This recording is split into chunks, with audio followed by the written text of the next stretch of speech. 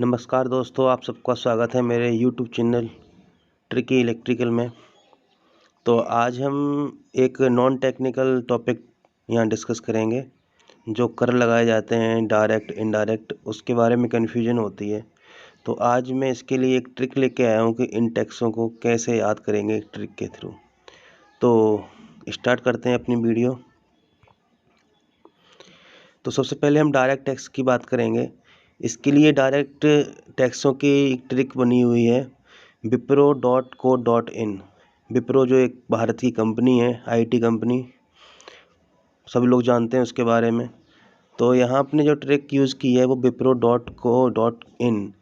Mostly आपको कोई website भी मिल जाएगी विप्रो की, वही है। कुछ ज़्यादा कुछ इसमें याद करने वाली मेरे हिसाब से कोई बड़ी बात नहीं है। आप डायरेक्टली इसको याद कर सकते हैं wipro.co। हम बात करते हैं डायरेक्ट टैक्सों की, तो उसकी ट्रिक हमने बनाई है wipro.co.in।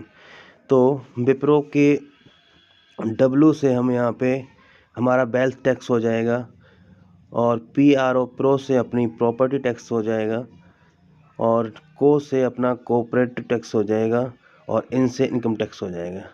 तो मोस्टली क्वेश्चन से अपने जो एग्ज़ाम्स में पूछे जाते हैं वो यही टैक्स पूछे जाते हैं। तो हमें वहाँ पे कन्फ्यूजन होती है कि भाई ये डायरेक्ट टैक्स है कि इनडायरेक्ट टैक्स है। तो यहाँ ये ट्रिक है wipro.co.in। तो इसके सिंपली wipro.co.in में हमने W से हमने वेल्थ टैक्स बना लिया, प्रो से अपने प्रॉपर्टी टैक्स बना दिया, और को से अपने कॉर्पोरेट टैक्स बना दिया, और इन से हमने इनकम टैक्स बना लिया। ठीक है, तो मेरे हिसाब से इसमें कोई दिक्कत नहीं होनी चाहिए। हमने जो 4 टैक्स हैं वो याद कर लिए wipro.co.in से। ठीक है, नेक्स्ट स्लाइड पे चलते हैं। और दूसरे टैक्स आते हैं हमारे इनडायरेक्ट टैक्स। अब इनडायरेक्ट टैक्स में हमें क्या याद करना है, वो हमें ओनली एक्सक्यूज़ मी वर्ड है वो याद करना है। जनरली हम अपनी भाषा में यूज़ करते रहते हैं एक्सक्यूज़ मी। ठीक है, तो हमें यहाँ पे एक्सक्यूज़ मी याद करना है।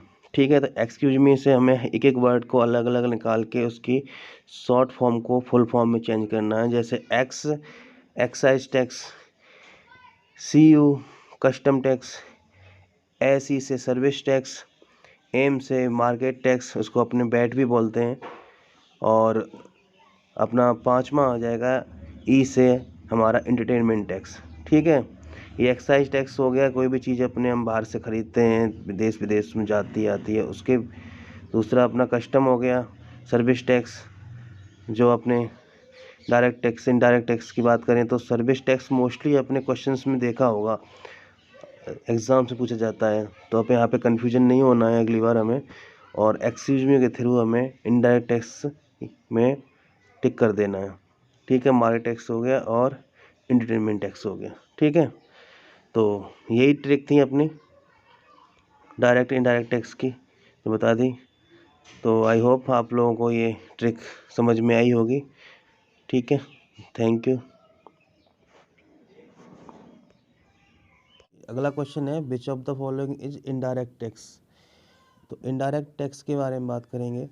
4 ऑप्शन दे रखे हैं यहाँ भी, income tax, VAT, corporate tax and property tax. Indirect tax की हमारी जो शॉर्टकट थी वो थी